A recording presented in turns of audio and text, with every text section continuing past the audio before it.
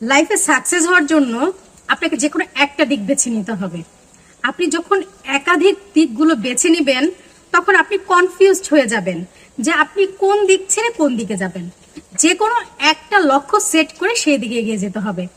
আপনার কাজের প্রধান উদ্দেশ্য থাকবে একটি, যে আমি এই কাজটি করেই সফল হব, এবং সেই কাজটিতে আপনার ডেডিকেশন লেভেল থাকবে সর্বোচ্চ।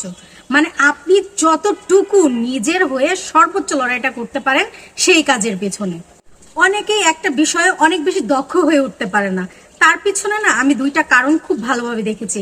সেটি হচ্ছে সে সঠিকভাবে সেই কাজটায় যথেষ্ট পরিমাণ সময় দেয় না। দেখা যায় কিছুদিন তার মনোযোগ থাকে ওই কাজে, তার পরবর্তীতে আর সেই মনোযোগটা থাকে না।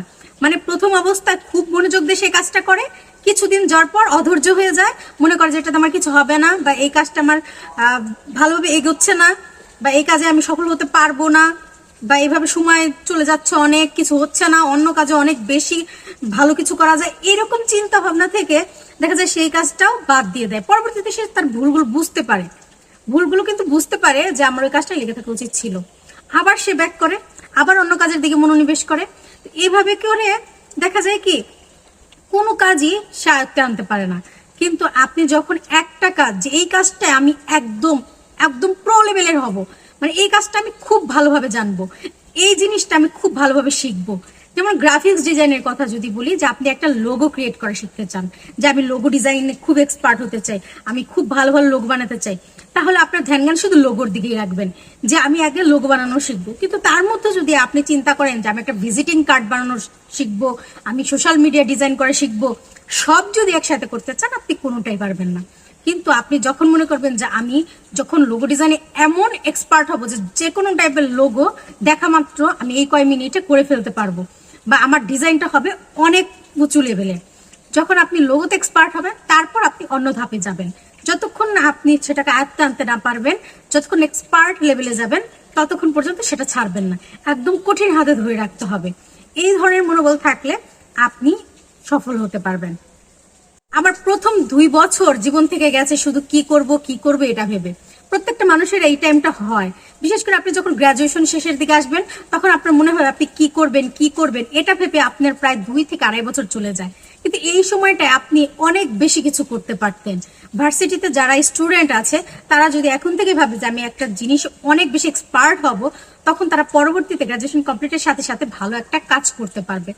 আর শিক্ষণীয় অবস্থায় যদি আপনি কাজ খুঁজে বেড়ান বা কাজ করতে থাকেন, কাজের প্র্যাকটিস চালিয়ে যান, তাহলে কিন্তু আপনার সেই গ্রাজুয়েশনটা কমপ্লিটের পরে দেখা যাবে আপনি একটা ভালো অবস্থানে যেতে পারবেন। মানুষ বলে যার 20তে হয় না তার নাকি 40-এও হয় না। এই কথা আমি কোনোদিন বিশ্বাস করি না। আপনার যদি মনোবল আসে সেটা 40 বছরেও আসতে পারে।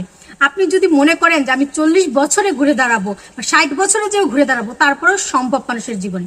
কিন্তু হ্যাঁ, মানুষের জীবনে যে সময়টা চলে যায় সেটা কখনো ফিরে পাওয়া যায় না, এটা বিশ্বাস করা যায়। কিন্তু তাই বলে যে আপনি কোনোদিন পারবেন না, এইভাবে হতাশ হয়ে মরবেন, সেটা কিন্তু না। জীবনের যে কোনো মুহূর্তে ঘুরে দাঁড়ানো সম্ভব, সেটা হচ্ছে কঠিন মাইন্ড সেট আপের মাধ্যমে। একটা স্কিল ডেভেলপমেন্ট করার জন্য প্রতিনিয়ত সেইটার ভিতরে ফোকাস থাকা জরুরি। মাথার ভিতরে, ব্রেনের ভেতরে সবসময় সেই জিনিসটা কাজে লাগানো উচিত। আমি কি করতে চাচ্ছি, কি করছি, কোন ডিজাইনটা করছি, বা কোন ডেভেলপমেন্টের কাজ করছি, কি করছি, সেটা যদি প্রতিনিয়ত আমার চর্চায় থাকে ব্রেনের সাথে, আমার যদি প্র্যাকটিক্যালি কাজের প্রতি ফোকাস থাকে, তবে সেটা সম্ভব। আমি এক সময় করলাম আরেক সময় করলাম, এটা খেয়ালি জিনিস না বা এটা অবহেলার জিনিস না। এটা যখন আপনি কঠিনভাবে ফোকাস করবেন যে না, আমাকে এটা একদম আয়ত্তে রাখার জন্য 24 আওয়ার্স আমার ব্রেনের ভিতরে এই জিনিসটা দিতে হবে, আপনার ব্রেনকে আপনি যা দিবেন আপনার ব্রেন কিন্তু সেটাই নেবে। তো এই জিনিসটা আপনার মাথায় রেখে তারপর কাজে নামতে হবে, তাহলে আপনি পারবেন। আপনি যখন একটা কাজ শেখা শুরু করবেন তখন কোনো সময় অন্যের কথায় চলবেন না। অন্যরা বলতে পারে যে এই কাজ করে কি হবে, এটা শিখে কি হবে, অন্যটা শিখ, অন্যটায় লাভ বেশি, ওটা ইনকাম বেশি, এইসবের দিকে কোনো মনোযোগ দিবেন না। আপনি যেটা ভেবেছেন যে আপনি শিখবেন, মানে শেখা শেষ হবে, তারপর আপনি অন্য কোনো ডিসিশনে যাবেন।